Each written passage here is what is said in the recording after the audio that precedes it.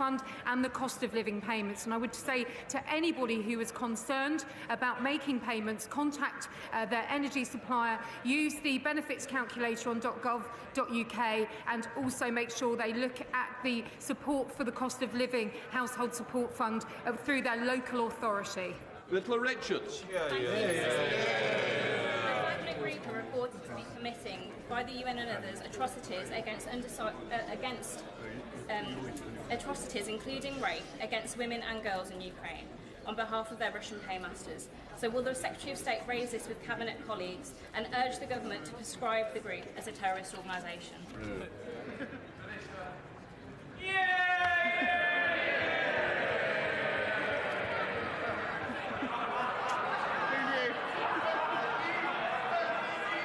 Mr. Speaker, the UK condemns Russia's use of Russian state proxies such as the Wagner Group in Ukraine and globally.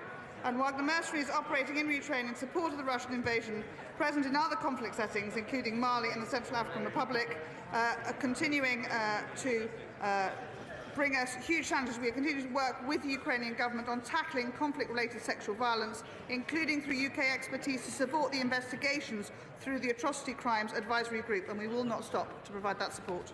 Final question, Russia Nora Ali. Thank you, Mr. Speaker. The average cost of a full-time nursery place for a child under 2 when there's no government support costs around £14,000 a year, and much more in London.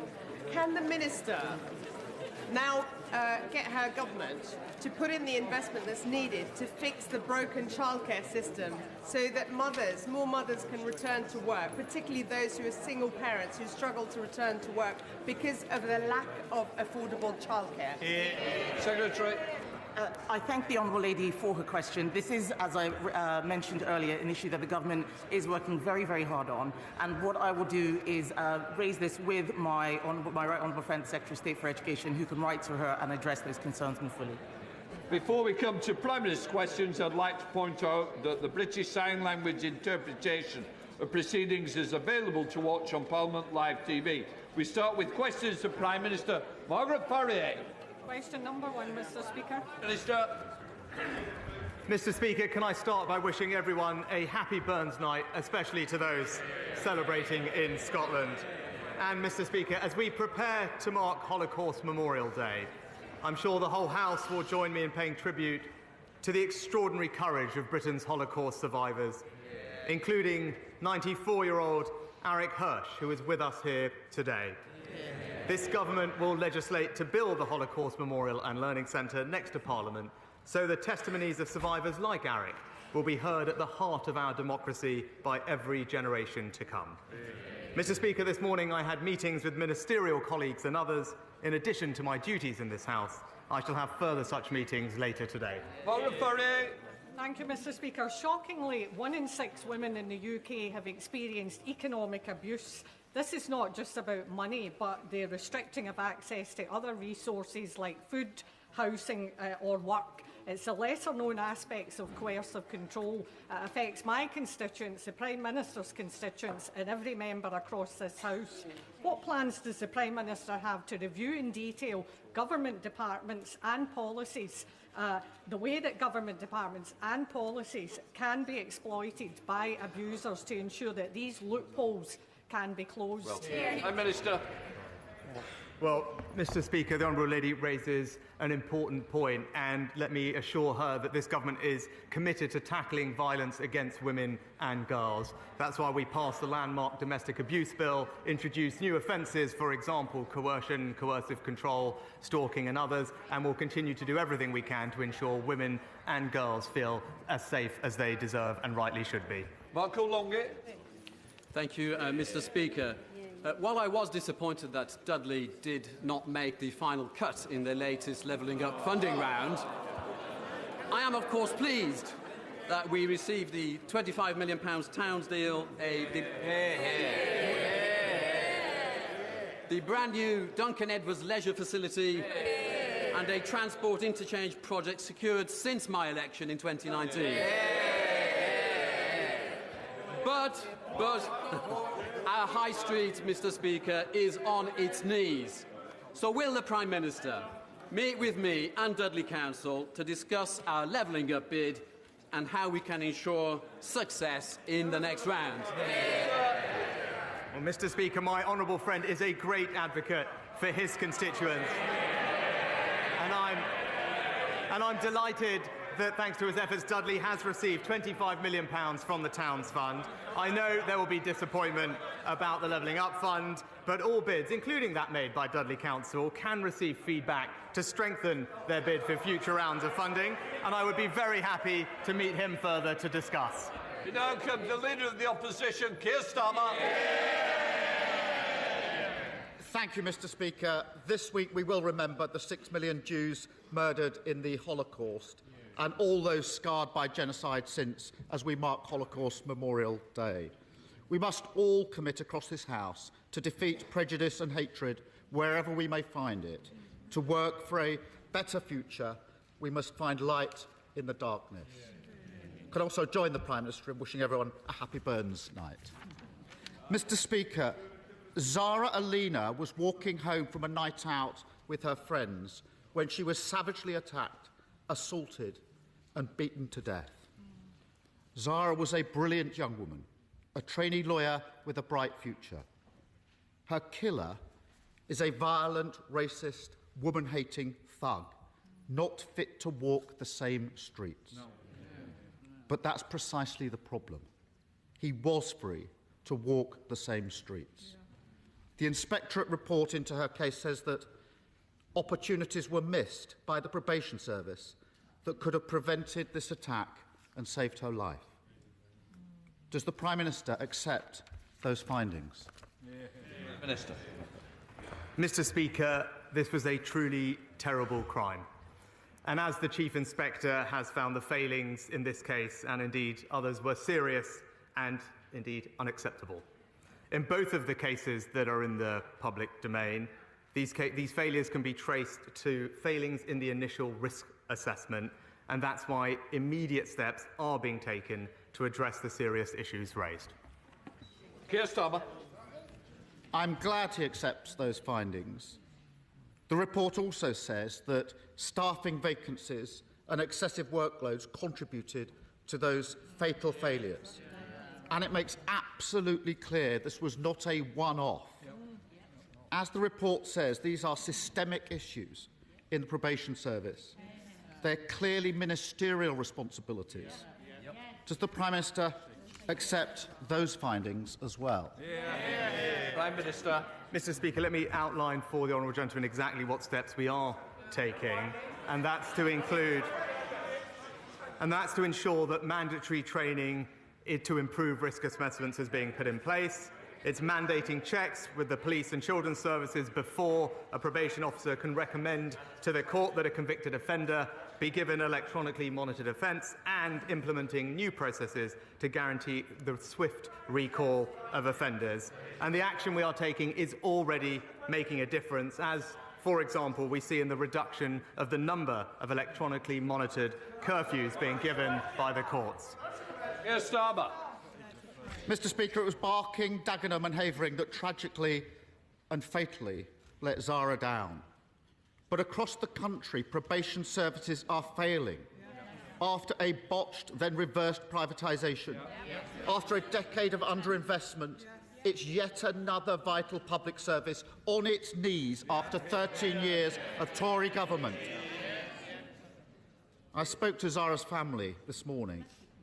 It's hard to convey to this House the agony that they've been through. They say that the government has blood on their hands over these failings. He's accepted the findings of the report. Does he also accept what Zara's family say? Prime Minister. Well, Mr. Speaker, my heart, of course, goes out to Zara's family. He mentioned accountability. The probation services has taken action where failings have been found and where that has been appropriate. And with regard to the overall service, because of the extra investment we're putting in, there's now £155 million a year being put into the probation service so that we can deliver better supervision of offenders. There's also been an increase in the number of senior probation officers. But one of the other things we must remember, Mr. Speaker, if we do want to increase the safety of women and girls out on our streets, that we need tough sentencing. And that's why this government passed the Police Crime and Sentencing Act, which the honourable gentleman opposite and his party opposed. In light of the case of Zara, I really don't think the Prime Minister should be boasting about the protection that he's putting in place for women. And I'm not going to take lectures from him about that. Does the Prime Minister agree that any politician who seeks to avoid the taxes they owe in this country is not fit to be in charge of taxpayer money? Well, Mr. Speaker, I'm pleased to make my position on this matter completely clear to the House. The issues in question occurred before I was Prime Minister. With regard to the appointment of the Minister without portfolio, the usual appointments process was followed. No issues were raised with me when he was appointed to his current role. And since I commented on this matter last week, more information has come forward. And that is why I have asked the independent adviser to look into the matter. Now, I obviously can't prejudge the outcome of that, but it is right that we fully investigate this matter and establish all the facts. Mr. Speaker, he avoided the question. I think anybody watching would think it's fairly obvious that someone who seeks to avoid tax can't also be in charge of tax. Yet, for some reason, the Prime Minister can't bring himself to say that or even acknowledge the question. Now, last week, the Prime Minister told this House that the chair of the Tory party had addressed his tax affairs in full and there was nothing to add. This week, after days of public pressure, the Prime Minister now says there are serious questions to answer. What changed? Prime Minister. Mr. Speaker, I know he reads from these prepared sheets, but he should listen to what I actually say.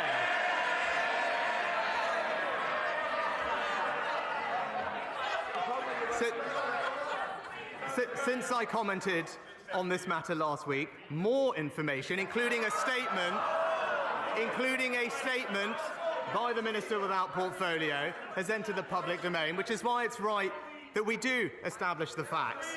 And Mr. Speaker, let me take a step back. Now, of course, the politically expedient thing to do would be for me to have said that this matter must have been resolved by Wednesday at noon. But I believe in proper due process. That's why I appointed an independent adviser, and that's why the independent adviser is doing his job. But the opposition can't have it both ways. The shadow leader, also his party chair, both urged me and the government to appoint an independent adviser. And now he objects to that independent adviser doing their job. It's simple political opportunism, and everyone can see through it. Yes, Starmer. We all know why the Prime Minister was reluctant to ask his party chair questions about family finances and tax avoidance. But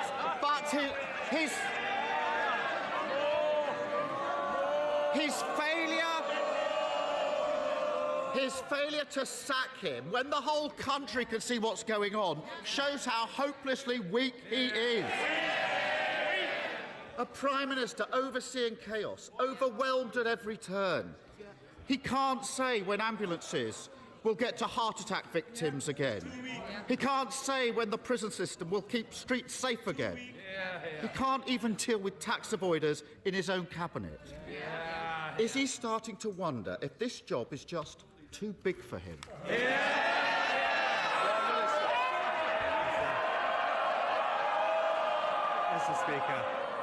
Mr. Speaker, the difference between him and me is that I stand by my values and my principles even when it is difficult.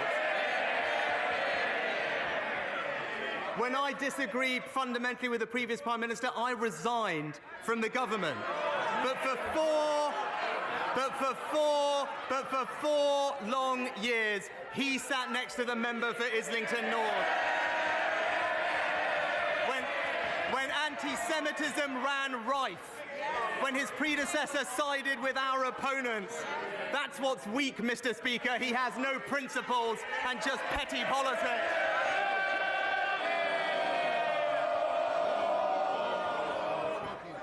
Thank you very much, Mr. Speaker. For our most vulnerable children, school is often their principal place of safety as well as education. But as reported in my review of school exclusions for the government in 2019, the unacceptable and illegal use of off-rolling is still shutting a worrying number of children out of the classroom, out of learning and out of the protection they need from gangs, violence and domestic abuse. And whilst there has been some impressive and excellent work done by the Department of Education to address this terrible practice, what more can my right honourable friend do to ensure that we now permanently exclude off-rolling from our schools? Prime Minister. Well, my honourable friend raises an important issue, and the government is clear that off-rolling is unlawful and unacceptable in any form, and the Department for Education continues to work with Ofsted to tackle it. Where Ofsted finds it, it will always be addressed in the inspection report, and it could also lead to a school's leadership being judged inadequate.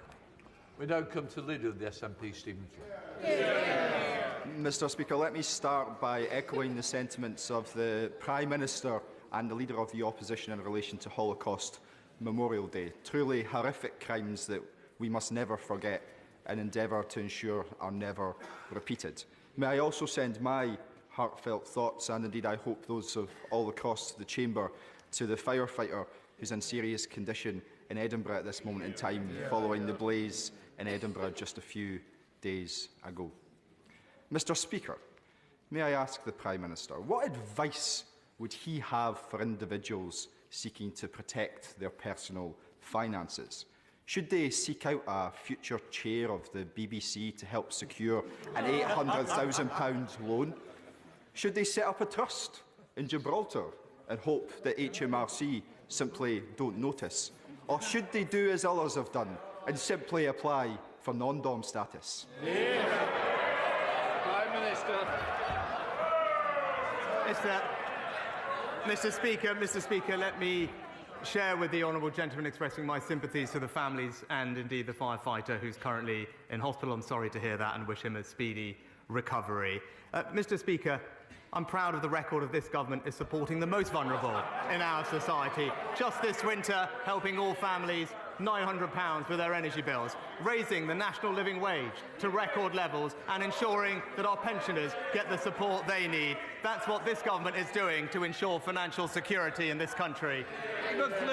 I'm not sure what question the Prime Minister thought I asked, but that certainly was not it, Mr. Speaker. But let's be clear about this. This is now a matter of the Prime Minister's own integrity and accountability. After all, when there was questions about the Home Secretary, the Secretary, and concerns about her role in relation to national security, he chose to back her. Now the chair of the Tory party, he's choosing to back him despite a £5 million penalty from HMRC. And of course, he's seeking to protect the former Prime Minister despite his cosy financial relationship with the chair of the BBC. Is it little wonder that people in Scotland may well just consider the Tory party to be a parcel of rogues?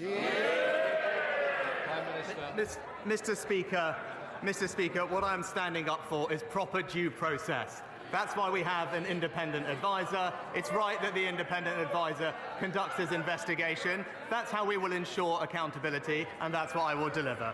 Rob Roberts. Thank you, Mr. Speaker. Wales has almost 40 times more people than England waiting more than 2 years for NHS treatment, despite having less than 5% of the population. Sad case of devolve and forget, unfortunately, which does a disservice to my constituents in Delyn. Could the Prime Minister confirm that the UK Government remains concerned about the healthcare of the people in Wales? And given that the North Wales Health Board has had it for 8 years, could he come up with a way of putting the Welsh Labour Government into special measures? Prime Minister. Well, Mr. Speaker, as the honourable gentleman highlights, the NHS right across our union is facing pressure because of some of the challenges of flu and COVID in particular, causing high bed occupancy this winter. We are focused on delivering on the people's priorities and bringing down the backlog. We've currently already eliminated waits of over 2 years, and as the honourable gentleman says, there's more to go. That's why our investment this week into mental health treatment will ensure that we can ease the pressure further in A&E, and I continue to delivering that across the country. Sir Geoffrey Donaldson. Thank you, Mr. Speaker. Can I echo the comments of the Prime Minister in relation to Holocaust Memorial Day? And as we think of the situation in Ukraine, we also extend our best wishes to President Zelensky on his birthday today. Freedom of religion or belief is important in this country. Isabel von Spruce was praying silently outside an abortion clinic in Birmingham when she was arrested and questioned by the police, not about her written or spoken words, but about her thoughts. We value freedom of religion or belief in this country. Will the Prime Minister commit to examine the laws of the United Kingdom to ensure that this country remains a beacon for freedom of religion or belief across the world? Prime Minister. Well, Mr. Speaker, of course, we believe in freedom of religious expression and belief in this country, but we also are balancing that with the rights of women to seek legal and safe abortions. That is currently being discussed in this Parliament. These matters are always matters of free vote, and I know members will treat them with the sensitivity that they deserve. Dr. Liam Fox. Thank you, Mr. Speaker. Innocent civilians are being murdered in Ukraine on Putin's orders as we speak. And as we see in a warmed House of Commons, families are freezing because their electricity is being cut off by Russian forces. Putin believes that Ukraine is more important to him than the free world and is moving to a full war footing. So the Ukrainians must make gains on the battlefield, and the next 6 months are crucial. They need a full range of weapons, Mr. Speaker, air defence, artillery, longer-range missiles and tanks, and enough to make a real difference.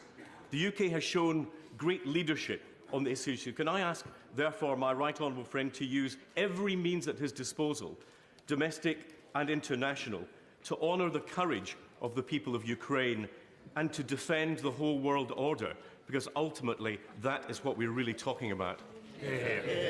Prime Minister. Well, Mr. Speaker, I've made clear that the UK and our allies must accelerate our efforts to ensure Ukraine wins this war and secures a lasting peace. Last year, the United Kingdom provided £2.3 billion in military aid to Ukraine, the largest package of support of any European nation, and we will at least match that again this year. And as my right honourable friend knows, last week I announced that we would gift many battle tanks as part of the next major package of UK support to Ukraine, and I'm pleased that our friends and allies are preparing to follow our lead. Dr. Rupa. Mr. Speaker, London has it all: prime property, shopping, schools, even the perfect time zone for money laundering. And while there has been movement with Russian oligarchs, it's not just them. We know that there are relatives of regimes that we all condemn on both sides of this House that are running bogus Islamic centres just as fronts to stash their dirty cash, amongst other things. So when will the NCA be adequately financed so we can be a world leader in anti-corruption, as we promised in 2016? Or is there a lack of political will to upset the apple cart? Well, Mr. Speaker, the honourable lady should know that we're currently in the process of legislating the Economic Crime Bill, which puts in place many more measures to allow us to tackle some of the issues that she raised, and also introduces the Economic Crime Levy, which will provide considerably more funding to tackle economic crime in the UK. Sir McCartney. Thank you, Mr. Speaker. The Trans-Pennine Rail upgrade is underway, which is good news, with stations in Slough and Marsden getting improvements. But what's not such good news, Mr. Speaker, is the dozens of daily rail service cancellations by Trans-Pennine Express, which is causing absolute misery for my constituents, trying to get to work, trying to get to college, trying to visit family and friends. The franchise is up in May, Mr. Speaker. So does the Prime Minister agree with me? enough is enough. If TransPennine Express don't get to grips with this, we need to strip them of the franchise and get somebody in who will deliver the reliable rail services for my constituents. Well, Mr. Speaker, we have been clear that the current service is simply not acceptable. Rail North Partnership is working with a company on a service improvement plan, and my honourable friend, the Rail Minister, is having weekly meetings with them. As the honourable gentleman points out, TransPennine Express contract does expire in May, and whilst there are currently discussions about that new contract, if ministers conclude that the operator cannot be turned around, then other decisions may be made. Olivia Blake. Mr. Speaker, from Rwanda to deaths in the Channel and the latest scandal of missing children, refugees and campaigners have today gathered outside Parliament to highlight the impact of the hostile environment on people in the migration and asylum system. Rather than cruel gimmicks like Rwanda, isn't the best way of deterring Channel crossings, saving lives and breaking the business model of criminal gangs to introduce safe and legal routes to claim asylum? Well, Mr. Speaker, this just is about fairness. It's about fairness for those that seek to come here legally. It's about fairness for those who are here and our ability to integrate and support those who we want to. What we will do is break the cycle of criminal gangs, which are causing untold misery, leading to deaths in the Channel. And that's why we will introduce legislation that makes it clear that if you come here illegally, we will be able to detain you and swiftly remove you to a safe third country. That is the reasonable and common sense approach that the vast majority of the British public supports. Sir Oliver Hill. The Prime Minister will be aware of my concern that mental health patients should not be forced into accident and emergency departments when what they really need is specialist care. Can he say more about the extra money that's being made available for urgent mental health care facilities, and also what impact he thinks that will have, first on the treatment of mental health patients, but also on the general situation in A&E departments? Prime Minister. My right honourable friend is absolutely right. People in mental health crisis deserve compassionate care in a safe and appropriate setting, and too often they end up in A&E when they should be receiving specialist treatment elsewhere.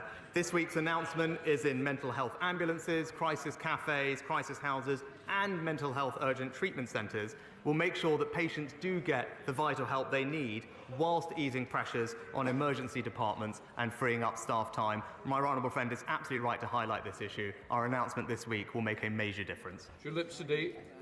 As a trustee of the Holocaust Memorial Day Trust, this week I was honoured to hear from Leah Lesser, a Holocaust survivor who came to this country by herself at the age of 8 because her parents believed that the UK was a safe haven for vulnerable children. This week, I also read the government's own statistics, which said that there are 200 asylum-seeking, unaccompanied children who are missing from hotels in the UK. Ministers have admitted that they have no idea about the whereabouts of these children. So could I ask the Prime Minister, does he still think that the UK is a safe haven for vulnerable children? Well, Mr. Speaker, the United Kingdom has opened up its hearts and homes to hundreds of thousands of people over the last few years, from Syria, from Afghanistan, from Ukraine, from Hong Kong, and provided refuge and sanctuary to many children in that process. But the reports that we have read about are concerning. Local authorities have a statutory duty to protect all children, regardless of where they go missing from. And in that situation, they work closely with the local agencies, including the police, to establish their whereabouts. And that's why it's so important that we end the use of hotels for unaccompanied asylum seekers and reduce pressure on the overall system. That's what our plans will do. James Duddridge. Thank you, Mr. Speaker. Constituents in Southend and Rochford very much welcome the energy bill support scheme that's helped 99% of households around the United Kingdom with rising fuel prices despite Putin's barbaric war in Ukraine.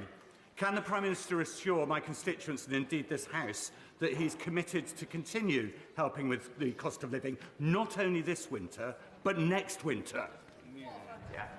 Well, my honourable friend is absolutely right about this government's commitment to support all families with the cost of living. This winter, around £900 of support, but next year, as the energy price guarantee evolves, it will still be there to support families with around £500 of support. And this comes on top of record increases in the national living wage, worth about £1,600, and supporting our pensioners and the most vulnerable by inflating their benefits and pensions with inflation. Clive Efford. In 2021, the government enabled Yevgeny Prigozhin, former chef to Putin and founder of Wagner, to dodge UK sanctions to pursue a case in London against British journalist Elliot Higgins, who had exposed Prigozhin's link to Wagner. Prigozhin believed that silencing Higgins would get his sanctions lifted. The overriding of UK sanctions was approved by the Treasury when the Prime Minister was Chancellor. Prigozhin's English lawyers wrote that serving notice on Higgins, and I quote, will require Treasury approval. So what values did the Prime Minister apply when he allowed a Putin warlord to use our courts to try to silence a British journalist and undermine UK sanctions? Well, Mr. Speaker, I'm proud of our record in leading, actually, when it comes to sanctioning those people connected with the Putin regime. I think at last count we've sanctioned over 1,000 people and frozen tens of billions of pounds of assets. I am aware of the case he's raised. We are looking at it. But there is, as he knows, OFSI, who deal with the licensing situations in these matters. But I'm happy to get back to him on the specific case that he raised. Nicola Richards. Thank you, Mr. Speaker. May I echo my right honourable friend's comments on the importance of Holocaust Memorial Day and welcome his renewed commitment today regarding the Holocaust Memorial and Learning Centre. Will the Prime Minister join me in encouraging members from across the House to sign the Holocaust Educational Trust Book of Commitment, which will be in Parliament today and tomorrow, pledging to remember the Holocaust, fight anti-Semitism and to support the important work of the Holocaust Educational Trust?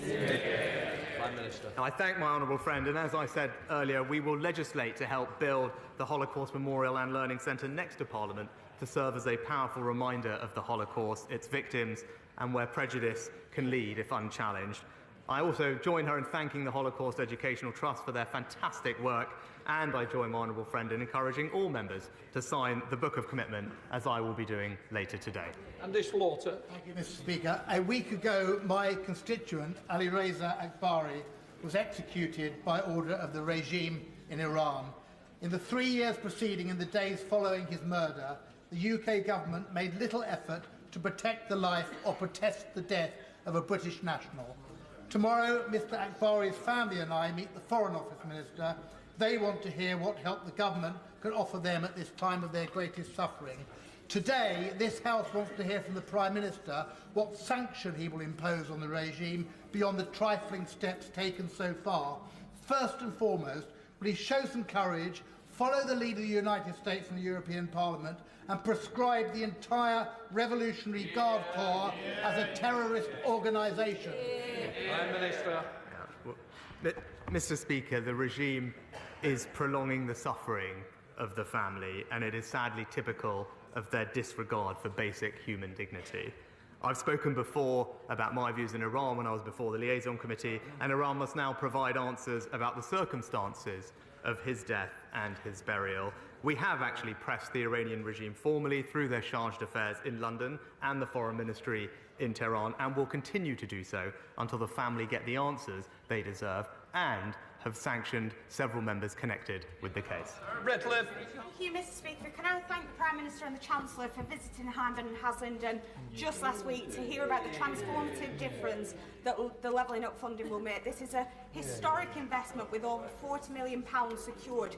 So does he agree with me that we're delivering on exactly what was promised in 2019 to the areas that were forgotten the most, like Hyndburn and Haslingden, and will he visit once works are completed to see the difference himself?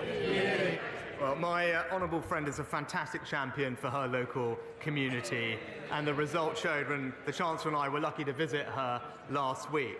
And as she pointed out, and as did many of the people that we spoke to, this was an area that had been forgotten, neglected for decades, but it's this government that is putting in the investment, spreading opportunity, making jobs, and making sure that people can feel enormously pride of the place that they call home.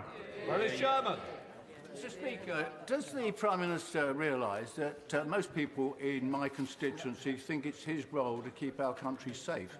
Yeah. Is he aware that in all those years I've been in Parliament, I have never heard a situation where our army and armed forces are so run down that the chairman of the Defence Select Committee and the Secretary of State for Defence both say our armed forces have been hollowed out and are unfit to put a division into active service? What's he going to do about that? Prime Minister. Well, Mr. Speaker, the honourable gentleman seems to forget the fact that we've invested an extra £24 billion in our armed services. It's a record uplift in defence spending, ensures that we are one of the leading spenders on defence in NATO, and we will continue to ensure that we have one of the best equipped fighting forces anywhere in the world. And as we can see by the recent announcement on tanks, we continue to lead the world when it comes to standing up for not just our safety, but the safety of our allies around the world. Sir Michael Penning. Thank you very much, Mr. Speaker. And as a former firefighter, the whole House will pray for the firefighter that's fighting for his life in Scotland today. Our emergency services go one way into the danger while we come the other way, and our thoughts and prayers should be with them. On a separate note, Prime Minister, the Cornwall Borough Council, the Conservative-led council in my constituency, have done a fantastic job in building new houses, social housing and council houses.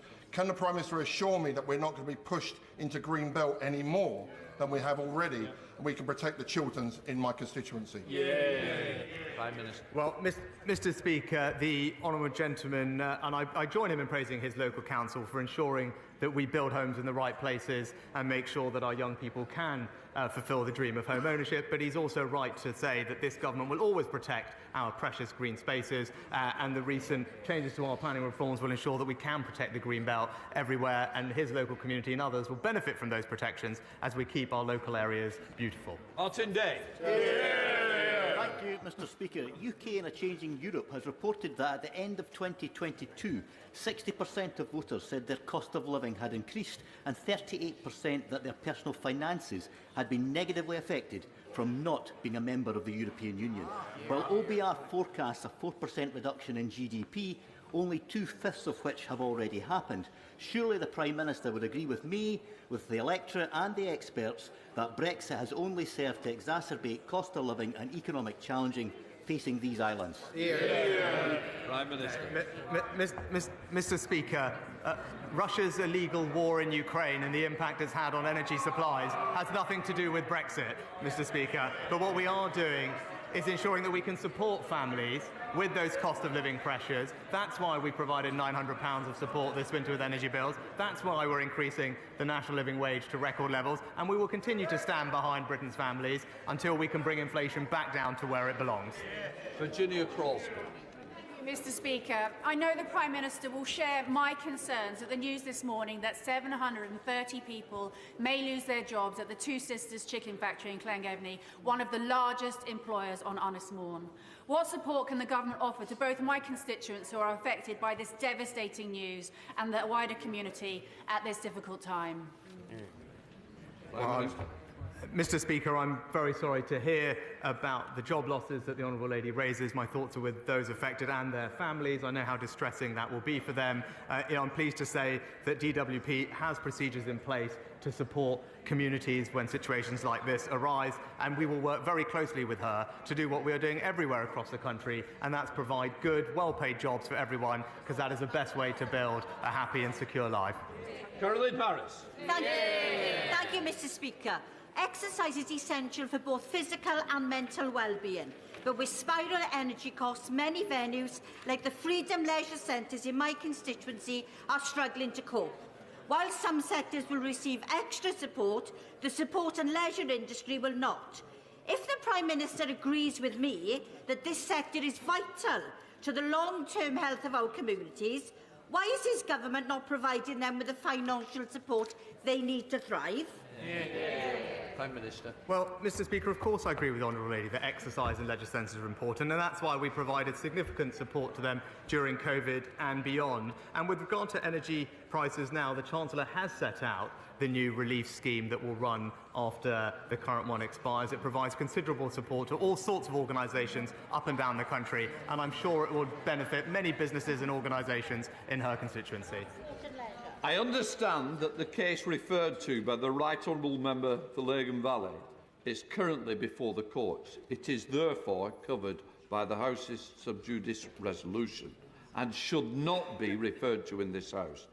It is, of course, open to any member to ask I waive the resolution in particular case, but that has not happened in this case, and so therefore should not be discussed at all. I'm going to leave it at that. Right. Sends PMQs before I call the urgent question.